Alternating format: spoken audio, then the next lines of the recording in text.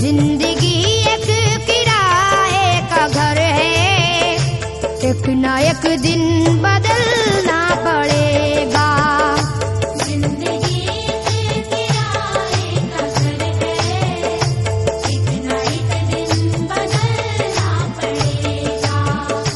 जिंदगी एक किराए का घर है, एक ना एक दिन बदलना पड़ेगा। जिंदगी एक किराए का घर है, एक ना एक दिन बदलना पड़ेगा। मौत जब तुझको आवाज देगी, मौत जब तुझको आवाज देगी, मौत जब तुझको आवाज देगी, घर से बाहर निकलना पड़ेगा। मौत जब तुझको आवाज देगी, घर से बाहर निकलना पड़ेगा। मौत जब तुझको आवाज देगी, घर से बाहर निकलना पड़ेगा। रूठ जाएंगी जब तुझसे खुशियां, गम के साँचे में ढलना पड़ेगा। वक्त ऐसा भी आएगा नादां, वक्त ऐसा भी आएगा नादां, वक्त ऐसा भी आएगा नादां, तुझको कांटों पे चलना पड़ेगा। वक्त ऐसा भी आएगा नादां, तुझको कांटों पे चलना पड़ेगा। वक्त ऐसा भी आएगा नादां, तुझको कांटों पे चलना पड़ेगा। इतना मासूर हो जाएगा तू, इतना मजबूर हो जाएगा तू, ये जो मखमल का चोला है तेरा, ये जो मखमल का चोला है तेरा, ये जो मखमल का चोला है तेरा, ये कफन में बदलना पड़ेगा।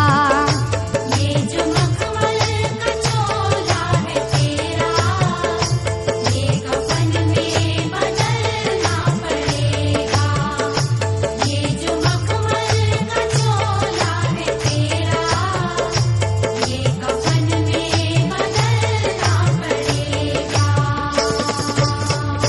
कर ले ईमान से दिल की सफाई, छोड़ दे तू बुराई। वक्त बाकी है अभी संभल जा, वक्त बाकी है अभी संभल जा, वक्त बाकी है अभी संभल जा, वरना दोज़ख में जलना पड़ेगा। वक्त बाकी है अभी संभल जा, वरना दोज़ख में जलना पड़ेगा। वक्त बाकी है अभी संभल जा, वरना दोज़ख में जलना पड़ेगा। ऐसी हो जाएगी तेरी हालत, काम